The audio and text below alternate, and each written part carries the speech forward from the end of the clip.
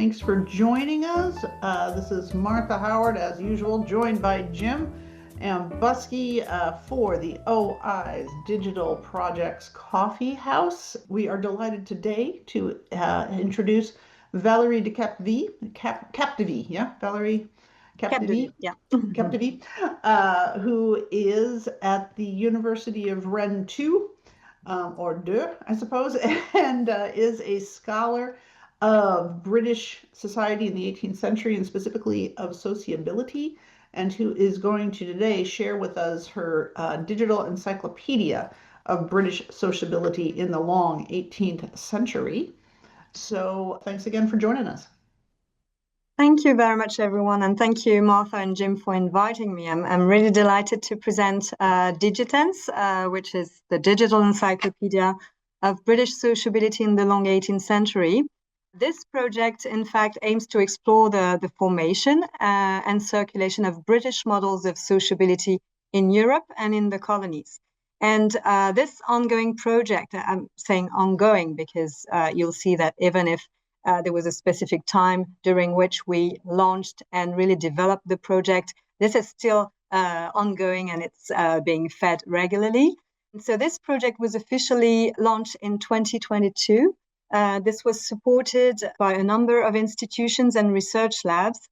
It was essentially funded by the European Commission in the framework of the Horizon 2020 research funding scheme, which was coordinated by my colleague Kimberly Page-Jones from the University of Brest, still in Brittany in France.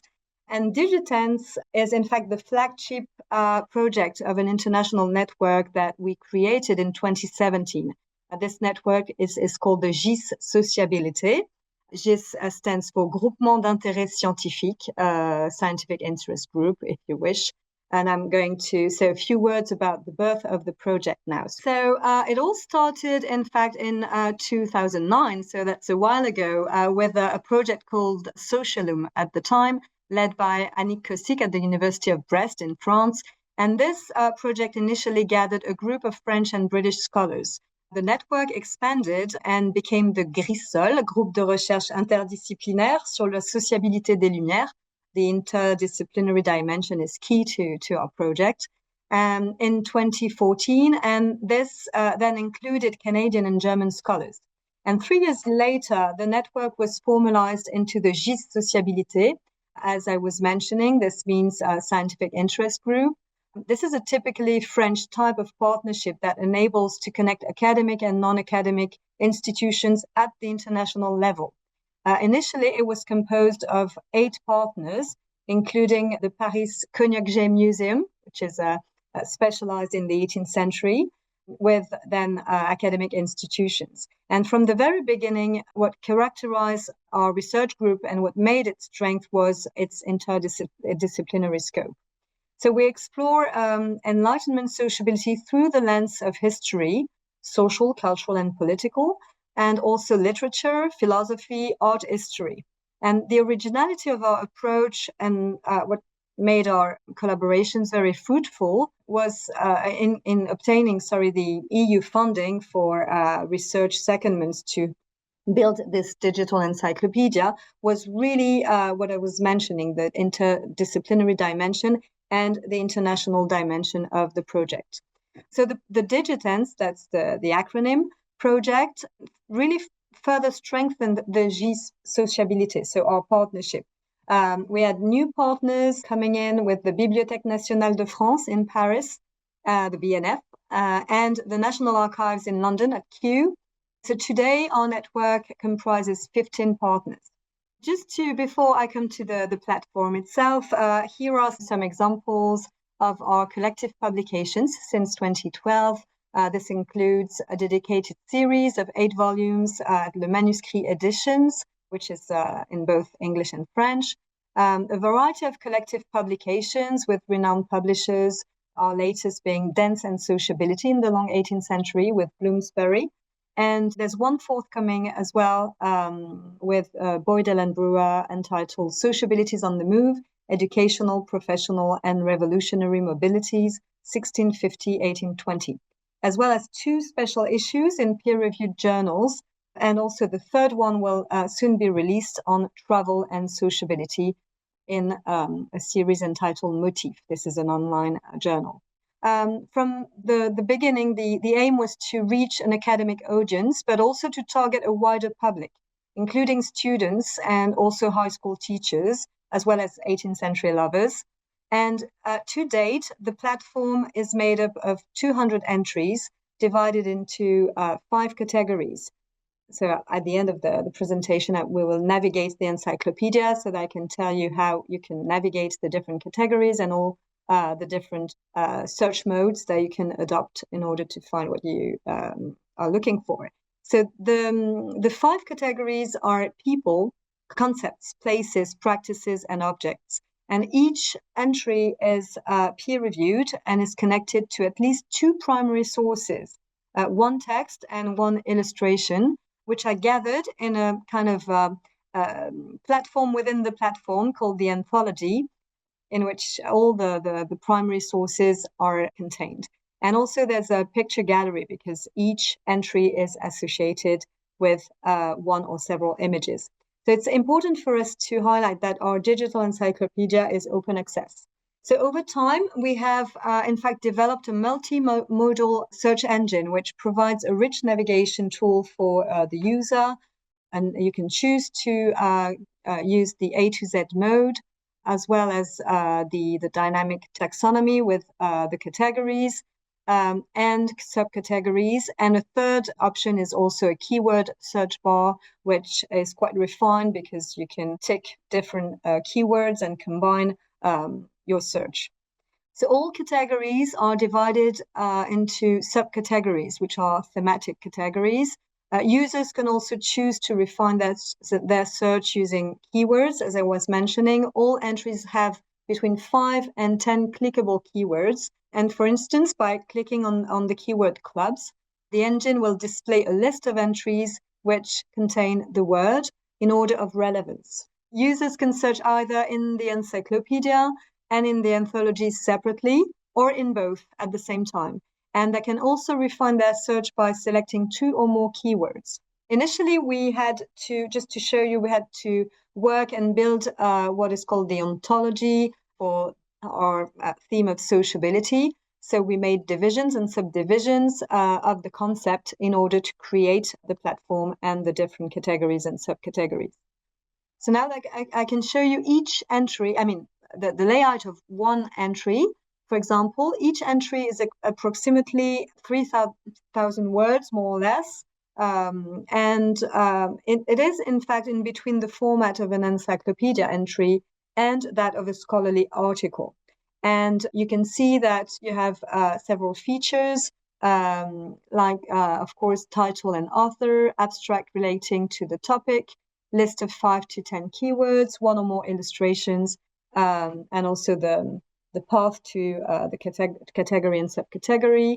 In the text, you can find hyperlinks to other entries, but also to some text in the primary source anthology and the footnotes. And if you move on to the next slide, you will see the bottom of the entry with different functions. You can share and download the entry.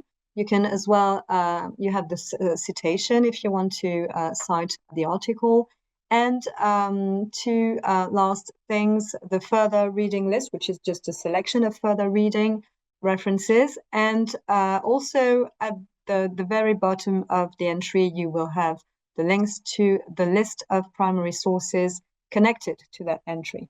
Now, beyond the entries, I was mentioning kind of 2 platforms, 2 different entities in our platform. We have an anthology which offers a rich collection of primary sources. In fact, some were already published, but others have been transcribed, especially from archival material. And the picture gallery gathers all the images referenced in the entries. And of course, we have some further developments that are envisaged to improve the visual organization and also the classification of contents for the anthology and the image gallery. So this is not, for now, it's just listed in order of the most recent one published, but you can also list them in chronological order, but we don't have the same type of presentation with categories that we would like to apply as well to the anthology and the image gallery that we have in the main section of the encyclopedia.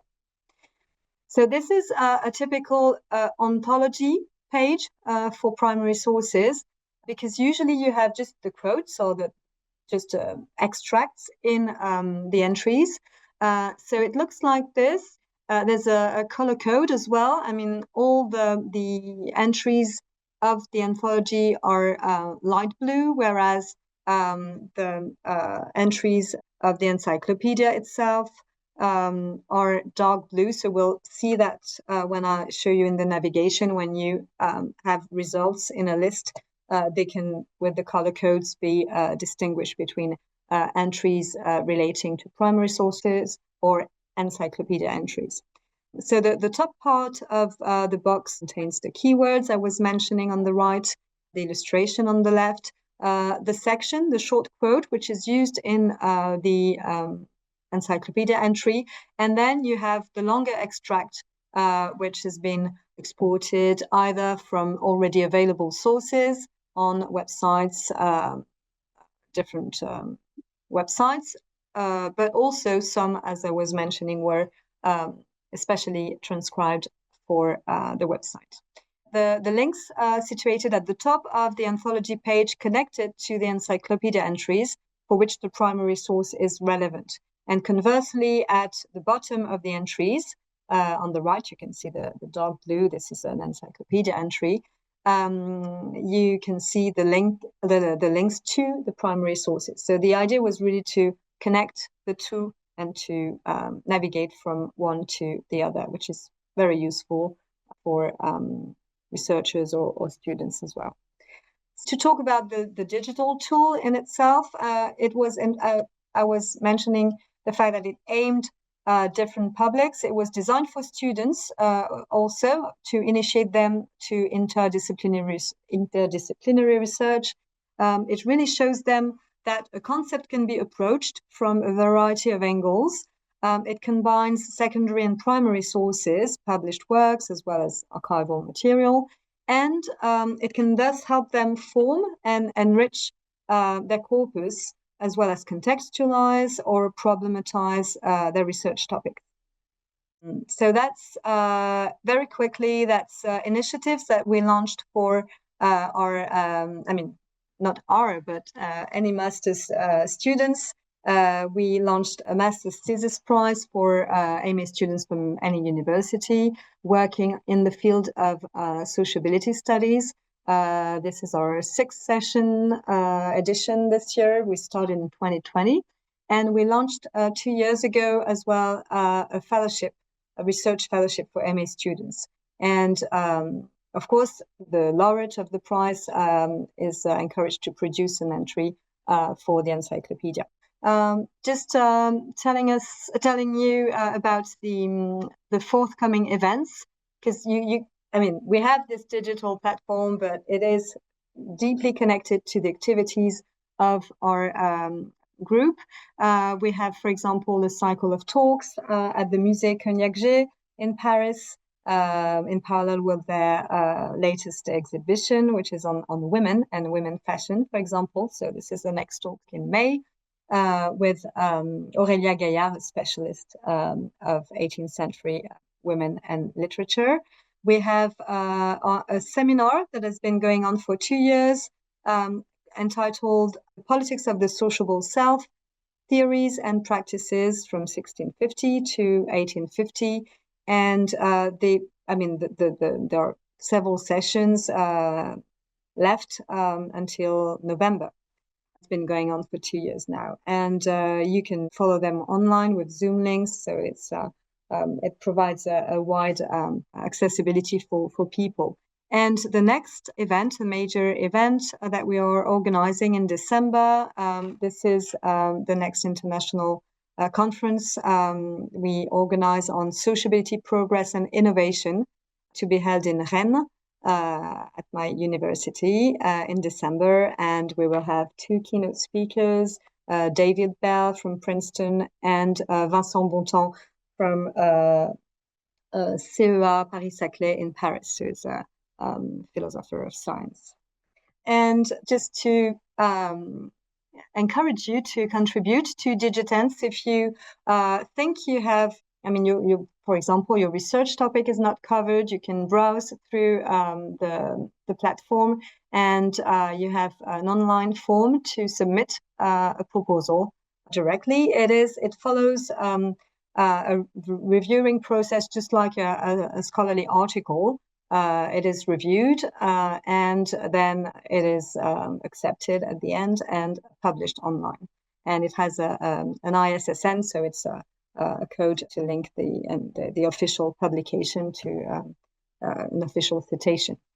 So that's it. And then the last slide, just to give you all the contacts and to give you as well the links to the two websites, one for our group, research group, the GIS Sociability, and one to the Encyclopedia. And I'm not the only one. We are 3 general editors with my colleague Alain Kerhervé and Kimberly Page-Jones. And I'm going to share screen in order to navigate a little bit. So this is the main page, and just to show you briefly, you have this search bar in the middle that you can use, of course, as first intention, but you have 3 ways of searching the website. You can either have a look at the A to Z list of entries here, or you can have a look at another search bar here, but you can start from the middle one. And you can also go through the different categories, either click in that menu, on that menu, or go a bit further down. You have the blocks of dedicated to each category. For example, if I click on people, I have access to the main page for the people section with the different subcategories. So you can filter your search if you are looking for something specific. You can also search at random and just enjoy the pleasure of browsing. So if I click on aristocracy, for example, then I have a list of all the entries related to that topic. One on Shaftesbury, one on Francis Boscawen, one on the Duchess of Devonshire, for example, and several ones. So if I click on an entry, just to show you exactly what I was mentioning, it has the same presentation. It's possible to click on keywords. For example, if I click on politeness, I will move to a page where I have all entries which have the same keyword, politeness. So it will make connections between entries.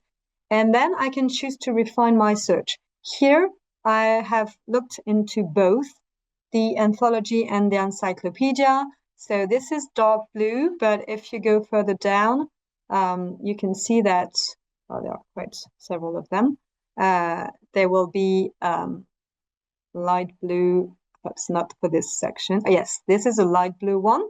So it shows that it's in the anthology. So that's a primary text from the Spectator, which is presented with the quote that was used in the entry, and then the longer extract. So I'm going back to the refine your search function. I can decide, for example, to either look only in the anthology, or you have then a list of different results. You can have access to various primary texts, or you can choose to look only in the encyclopedia, and you have various entries appearing. And then you can also cross keywords. For example, if I do clubs at random, I'm a specialist of clubs, but I mean, I'm sorry, the entry on clubs is not published yet. And if I'm looking at taverns, for example, at the same time, you will have results with entries combining the two keywords. So that's one way of really refining a search. The other interesting feature is if I go to the search bar and I type nothing, then, sorry, if I type nothing, but I'm choosing the anthology, they will appear in chronological order. For now, that's how they are presented.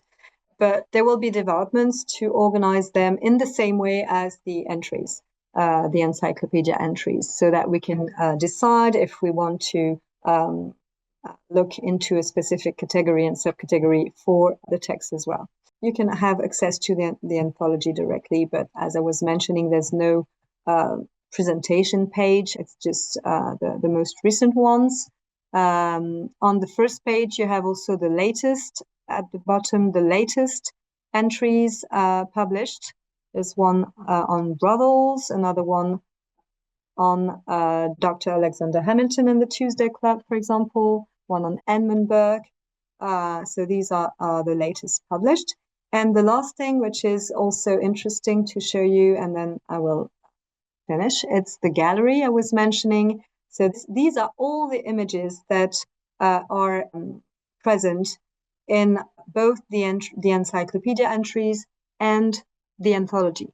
So again, there will be new developments to kind of organize and make the search for images easier.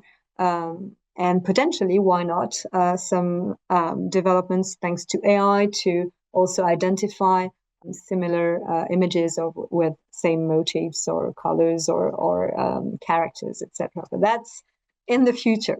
So just to finish this project was very much developed during the time of the funding from 2019 to 2022.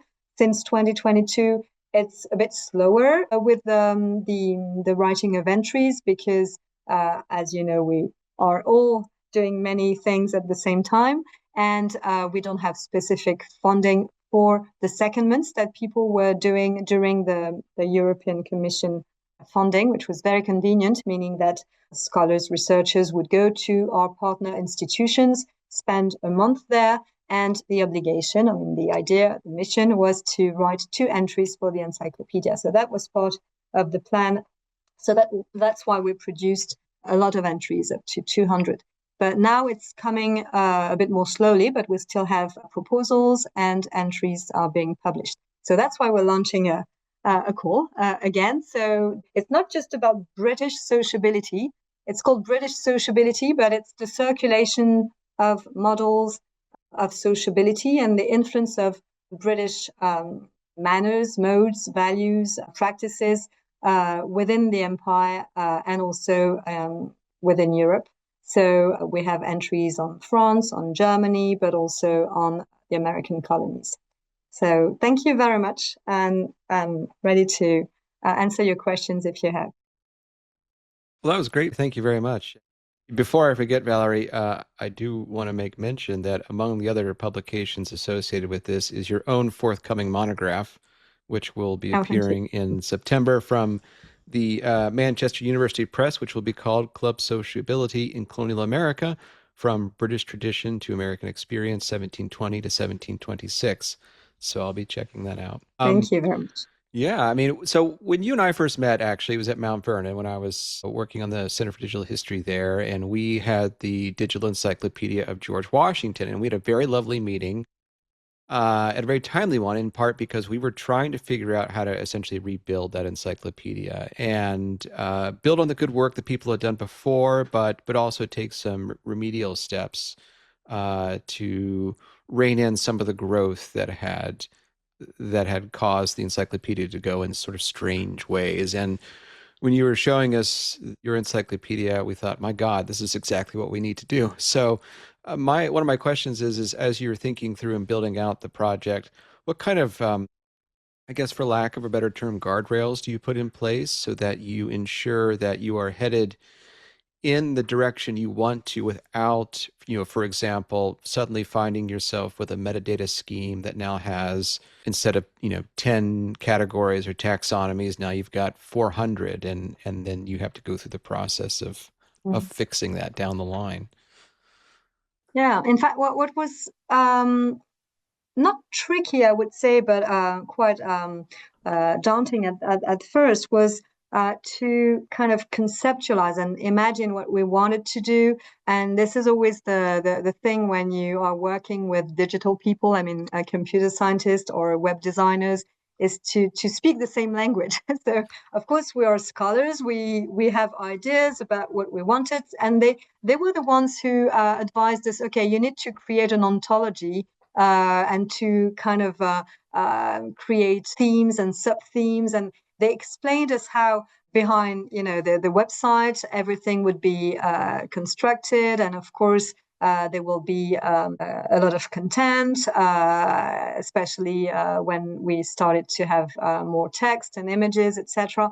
But initially, I would say the tricky thing, and we had an idea about, of course, the visuals, but the main thing was to try and decide on how you would navigate, how you would go from one page to the other, how you would guide the user to useful information, because we have different types of users. For example, we have, you can have a user who is specifically searching for something. So he or she knows perhaps how or where to find an entry or an information on a character, on an object, etc. But you have also a user who is not really sure about what he or she is looking for. And that's the pleasure of researching, website, because you can end up discovering things, and this leads us to this and that. And the fact that we have keywords, and this has been a lot of work as well, because initially the keywords were too diverse. So we had to reduce them so that they be more efficiently connected and that they produce efficient results. You have to decide, for example, not have, drink, alcohol, beverage. I mean, these are not keywords, so you can't have the whole list of words. So, and we had to think about the most efficient way of having keywords that would help us navigate, but also links that would help us navigate from entry to another entry. And for us, in academia, sometimes we're not aware of the technical issues behind just something that we think perhaps would be simple, but in fact it implies programming things differently. So that was quite a challenge, but I would say we didn't deviate from the global idea and vision that we had from the start. We tried to to stay closer to what we intended. Yeah, and I think that's a great observation, because you're trying to strike a nice balance between allowing people to explore their own interests while also ensuring that you give them a good guide path. I mean, some of the old yarn that, well, why do you need to even have a structured website when Google is just going to take someone to where they want to go in the first place? But of course, once you get them in that ecosystem, you want to have them feeling confident about their ability to navigate. I'd like to ask another self-interested question, in part because this is an editorial project. I'm currently involved in an editorial project. Can you walk us through just a little bit more about the editorial process? Once you get the essay, what does that look like from an initial pass to peer review to final edits? Yeah. In fact, we received through the online form. I mean, at first we didn't have the online proposal form, but now since 2022 we have that. So you receive an abstract with a proposal. We have a editorial committee. We see if the proposal is well centered on sociability. So that's the trick, because it's not just a general entry. It's something through the prism of sociability. So that's the first thing. So we validate the proposal. We provide the author with some guidelines.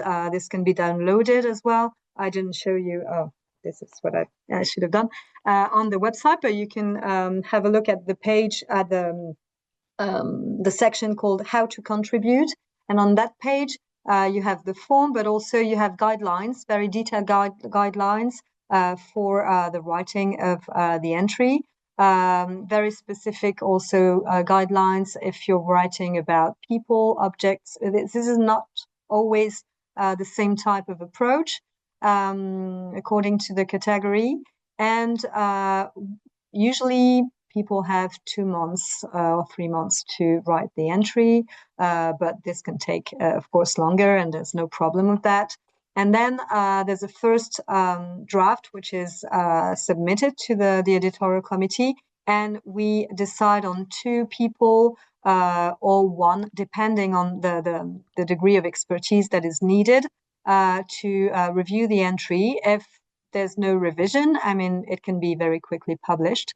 If there are some adjustments to make, we send the reports back, and we ask the author to, just like a scholarly article, to revise the entry. And then we were lucky to have some master students for several months to help us feed the text and the content to publish the entry, which was the process was checked by us, but it's quite time consuming because we sometimes just publish the entry or the content of the entries ourselves. But it's very, I forgot to say about the technical aspects, it's very easy to manage. It's Drupal 9, I think it should be updated very soon to 10 or 11. I don't remember exactly the version, but it's very easy to manage for our team.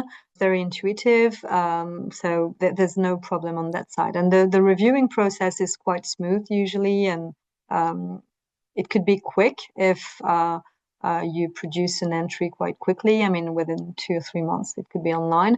And if it's longer, I mean, there's no problem with that as well.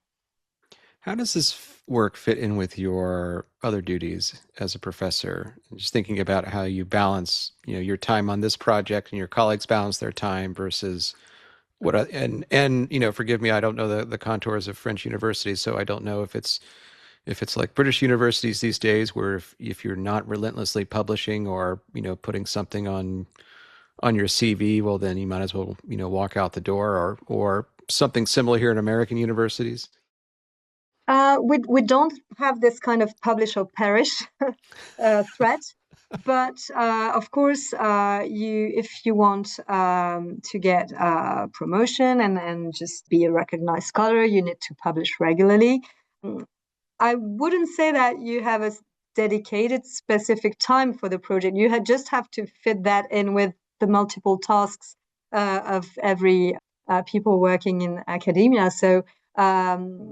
Yeah, I mean, it adds to the other writing articles, preparing classes, I mean, preparing talks or papers.